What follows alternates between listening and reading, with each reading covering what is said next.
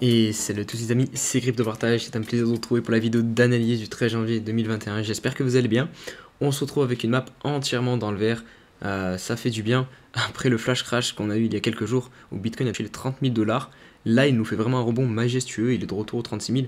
Mais attention, on n'est toujours pas en tendance haussière, enfin on pourrait le devenir. Il va falloir qu'on clôture en H4 au-dessus des 36 000 $. C'est pas le cas pour l'instant. On va vérifier ça en deuxième partie de vidéo sur les graphiques. Mais pour l'instant, pas d'enflammade. Personnellement, je garde en tête qu'en janvier, comme je vous l'avais dit, on va corriger et on va se poser un petit peu. Donc là, si on a juste la correction des 30 000 $ qu'on a eu il y a quelques jours, c'est pas suffisant parce que ça fait des semaines qu'on enchaîne une hausse verticale et les indicateurs sont en surachat de partout, le RSI est en surachat, enfin bref, il faut vraiment qu'on se pose en fait et qu'on corrige un petit peu ou du moins qu'on range pour permettre au marché de souffler et ensuite de reprendre une tendance haussière qui serait saine. Donc voilà, du côté des altcoins, bah évidemment ça suit Bitcoin, notamment avec une belle performance de Polkadot qui est déjà de retour à 10 $ et on va l'analyser en deuxième partie de vidéo. D'ailleurs, je vais analyser pas mal d'alt qui m'a été demandé par les abonnés. Donc n'hésitez pas tout de suite à mettre en commentaire un altcoin que vous souhaitez que j'analyse dès la prochaine vidéo. Et puis voilà, je crois qu'on est bon, on peut partir pour les news.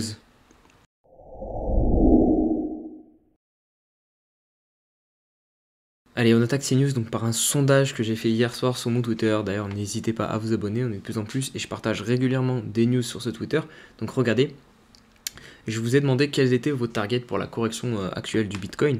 Et donc on voit que c'est assez mitigé, hein. Donc j'avais mis 30 000 $, 26 000, 24 et 20 000 $ qui correspondraient à 50% avec comme top 42 000 $. Et donc clairement, il n'y a pas de tendance qui se dégage si ce n'est très légèrement les 30 000 $ qu'on a déjà touché.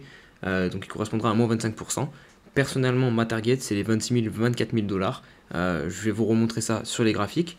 Mais voilà, on voit qu'il y a aussi des personnes qui imaginent un Bitcoin à 20 000 $. C'est peut-être ceux qui n'en ont pas, on ne sait pas. Mais c'est possible, hein. Attention, je rigole, mais c'est possible. On peut vraiment faire un moins 50%. Et il me semble pas que ça remettrait en cause la tendance haussière, par exemple en weekly. Enfin, je vais vérifier ça sur les graphiques dans quelques instants. Mais voilà, vous avez comment dire, un petit résumé sur la vie générale d'une centaine de personnes sur cette correction. Donc on poursuit avec Christine Lagarde, donc la présidente de la Banque Centrale Européenne, qui vient de donner son avis sur Bitcoin et qui demande en fait une réglementation mondiale afin d'encadrer cet actif qui est hautement spéculatif.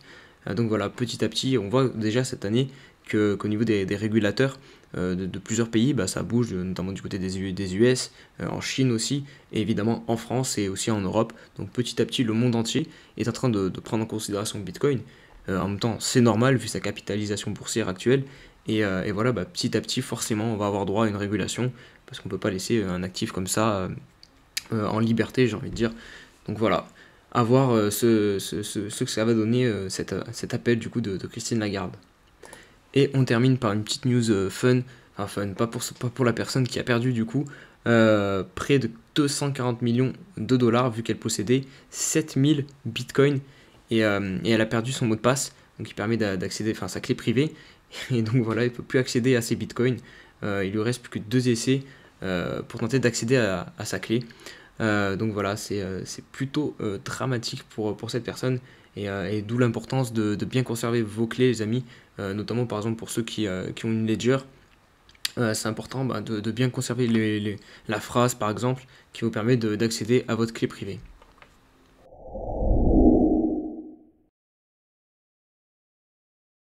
Allez, on se retrouve sur le graphique du Bitcoin en 4 heures pour commencer cette analyse technique. Donc regardez, comme je vous le disais en intro de vidéo, on arrive sur un niveau très important parce que là, regardez, on est passé en tendance baissière, vu qu'on a fait un plus bas en dessous du précédent plus bas. Là, le plus haut, pareil, il est en dessous de l'ancien plus haut. Donc là, hop, normalement, on aurait dû faire un nouveau plus bas en dessous d'ici. Mais c'est pas ce qu'on est en train de faire. On est en train de venir récupérer du coup cet ancien plus haut. Et si jamais on réussit à poursuivre cette impulsion haussière et qu'on clôture au-dessus de cet ancien plus haut, on passerait donc de nouveau en tendance haussière en H4. Donc ça serait pas mal. Ça pourrait donc là vouloir dire qu'on n'irait pas donc plus voir plus bas pour cette correction qu'on a eu à 30 000 $ là actuellement. Donc ça serait pas mal, mais regardez là pour l'instant on n'y est pas encore. On pourrait aussi évidemment faire un double top du coup, et du coup derrière partir et faire peut-être un M, regardez comme on peut le constater, et ça c'est une figure baissière, et qui du coup nous emmènerait, si on prend les objectifs, je fais ça grossièrement, nous emmènerait voilà, aux alentours des 26 000 $, qui est comme par hasard ma target. Donc voilà, c'est pour ça que je vous dis vraiment, il faut vraiment rester méfiant. Je sais que ça fait plaisir de voir son portefeuille gonfler, mais là malheureusement on est en tendance baissière en H4, et surtout, regardez en weekly, on est sur un empilement de bougies vertes sans correction. Ça, c'est pas suffisant pour moi. Je pense il en faut plus, parce que regardez, au niveau du RSI, comme on est encore très haut, et si vous prenez par exemple le bull run de 2017, plusieurs fois on est venu chercher en dessous du 70 de RSI. Pas qu'une fois, regardez, plusieurs fois. Donc là, on va pas rester en haut normalement aux alentours des 90 tout le long du bull run. Forcément, on va redescendre. Et je pense que là, d'autant plus que en janvier 2017 c'était pareil, on avait corrigé. Donc là, je pense qu'on va aller chercher plus loin. Donc pendant 1 ou 2 semaines, là, il faut s'attendre à voir le prix chuter, ou du moins ne pas faire de nouvelles ATH et ne pas monter. Ça serait totalement sain.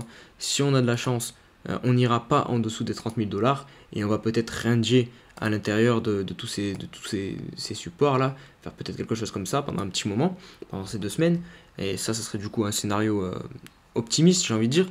Même si en soi, si vous êtes long terme, c'est pas très grave qu'on retourne chercher des niveaux plus bas. Si vous avez des liquidités, il faut normalement toujours en avoir de côté pour pouvoir réinvestir un petit peu, et du coup acheter le point bas, et ensuite repartir dans la tendance haussière et faire encore plus de plus-value sur Bitcoin.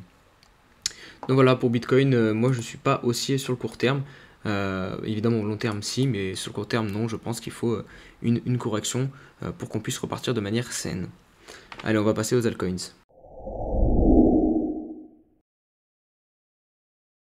Allez, on commence ces altcoins donc par Bitcoin Cash. Donc Bitcoin Cash c'est très intéressant, regardez, parce qu'on a eu une longue phase d'accumulation là. Donc pendant le bear market, enfin le bear market était là on a eu la phase d'accumulation. Il est énormément en retard en fait, comparé avec d'autres altcoins. Si on prend Ethereum par exemple, il est déjà à ce niveau là en fait. Il a quelques dollars de son ATH, et regardez Bitcoin Cash, il sort juste en fait de sa phase d'accumulation. Puis il a un énorme retard, donc clairement il y a un coup à jouer sur ce genre d'actif. Après, est-ce que le fondamental derrière suit? Ça c'est à vous de faire vos recherches. Moi personnellement j'ai un peu de mal avec Bitcoin Cash, mais après on sait que sur ce marché crypto, des fois il y a juste le côté spéculatif et l'analyse technique qui compte, et le fondamental on s'en fout un peu, surtout lors d'un bull run. Donc clairement, surtout que vous prenez pas beaucoup de risques là, et vous pouvez surtout gagner énormément. Si juste il revient sur son ATH, ça ferait plus 700%. Donc là, pourquoi pas se positionner en plus, parce que là c'est la cassure de cette phase d'accumulation, et là on est en train de faire déjà le pullback pile poil dessus. Donc si c'est pas un fake out, bah ça serait parfait. Est-ce qu'on a eu un peu de volume au niveau de cette cassure? Ouais, on a eu pas mal de volume en plus. Donc pourquoi pas rentrer ici pour ceux qui veulent tenter un bon coup sur BCH. Franchement, ça serait pas déconnant. BCH, pas Bitcoin Cash. Ouais, c'est BCH, qu'est-ce que je dis, ouais. Du coup, on va poursuivre avec Polkadot. Alors Dot, il est en train de pump en ce moment. Et regardez, là on a eu peut-être déjà le début de la correction, enfin d'une petite correction de son pump. On va mettre les retracements de Fibonacci. Je suis sûr qu'il est venu toucher les 0, voilà, les 0,5, entre les 0,5 et les 0,6 pour cette correction. En fait, c'est la correction de ce mouvement. D'ailleurs, si on prend que ce mouvement, on devrait voir que on a atteint les 0,6, voilà, la même zone 0,5, 0,6. Donc c'était parfait pour recharger. Et là, on repart à la hausse. Donc à voir si on réussit à break ce dernier point haut, et du coup imprimer une nouvelle tendance, pas une nouvelle tendance haussière, parce que là évidemment on est encore en tendance haussière, mais un nouveau plus haut. Je suis en train de chercher le stylo, voilà. Donc on pourrait faire quelque chose comme ça, hop, aller chercher un nouveau point plus haut, rebondir et ensuite repartir. Mais après le problème c'est, je vais vous le dire souvent sur les altcoins, c'est que je pense que Bitcoin, vous le savez maintenant, va retracer à court terme. Donc je pense que les alts vont suivre. Donc si Bitcoin reste tranquille et range, on peut voir des belles performances sur les alts. Sinon il faudra attendre début février pour moi, pour voir des belles perfs et le début d'une vraie alt season, la première de ce bull run démarrer. Et donc pour moi, sur DOT, on pourrait clairement voir quelque chose comme ça, du coup, si Bitcoin retrace derrière, revenir chercher ce support. On poursuit avec Elrond. Alors Elrond, bah, c'est un peu pareil, hein. Regardez, il a subi le crash du Bitcoin quand on est retourné à 30 000, du coup ça lui a permis de faire la correction de ce mouvement haussier ici. Donc pareil, on a dû aller chercher les 0,5, les 0,6 de Fibonacci. Donc voilà, c'est des zones où on peut accumuler ici, hein. Mais des ordres d'achat, c'est clairement pas déconnant. Vraiment, Fibonacci, c'est vraiment l'outil indispensable, j'ai envie de dire, et simple à comprendre pour les débutants. En gros, vous mettez en bas votre premier point en bas du mouvement haussier, et vous mettez le dernier point au niveau du plus haut. Et derrière, ça vous met des niveaux, et vous pouvez commencer à acheter au niveau des 0,38, 0,5 et 0,61. Et comme ça vous permet déjà de lisser votre prix d'entrée, et surtout, vous le faites pas, vous achetez pas un actif sur un point haut. Donc là, comme je vous le dis, on est en plus venu chercher la trendline, donc c'est très intéressant sur le rang. Maintenant, il faut voir s'il va réussir à repartir, à continuer sa tendance haussière, casser son ancien plus haut, et aller nous chercher un nouvel ATH. On poursuit avec Zileka.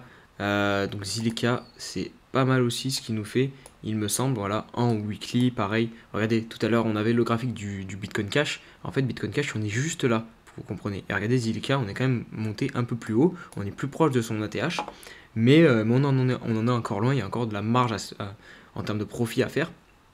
Pour l'instant, on bute sur la résistance des 0,08, comme vous pouvez le constater, 3 fois avec des mèches, et là on se repousse un petit peu.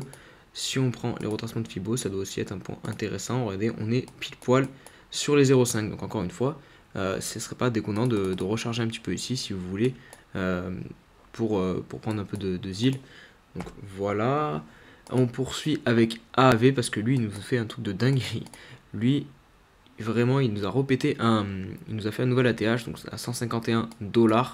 Donc vraiment très costaud AV. En plus, je sais pas si vous avez vu, j'ai oublié d'en parler en début de vidéo, mais il y a eu une news bullish pour la DeFi. C'est le régulateur US, il me semble, qui a annoncé qu'il voyait un grand avenir pour la DeFi et que ça allait servir dans l'avenir, donc pour la nouvelle finance en gros. Donc la DeFi clairement a des beaux jours devant elle, et AAV du coup c'est un token de la DeFi. Donc voilà, là il pump encore.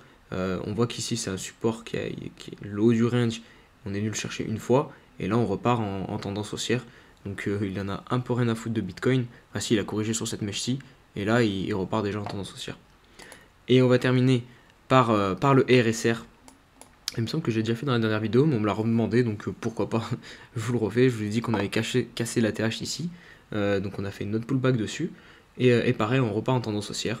Mais comme je vous le dis il y a quelques instants, si Bitcoin retrace, et ben on retracera, mais pour l'instant, on ne lit pas l'avenir. Bitcoin est non loin de venir clôturer au-dessus des 36 000 $, comme je vous l'ai dit dans la vidéo, et si c'est le cas, ben on repartira en tendance haussière, donc pourquoi pas voir une petite alt season démarrer. Mais en tout cas, par exemple, si vous voulez acheter du RSR, attendez au moins un pullback sur les 0,03, donc l'ancien ATH. Ça serait un prix intéressant. Enfin, intéressant, c'était bien plus intéressant évidemment d'acheter là. Mais si vous êtes en retard et que vous voulez quand même en accumuler un petit peu, attendez au minimum un pullback sur les 0,03. Voilà pour cette vidéo, j'espère qu'elle vous a plu les amis. Si c'est le cas, n'oubliez pas votre pouce bleu, ça me soutient, et aussi de vous abonner. On est bientôt 500, ça me fait vraiment super plaisir. Je vais essayer de vous préparer un petit truc pour les 500 abonnés d'ailleurs. Donc voilà, j'en dis pas plus. Mais voilà, on se retrouve demain donc pour une nouvelle vidéo. Passez une bonne soirée. Allez, ciao ciao.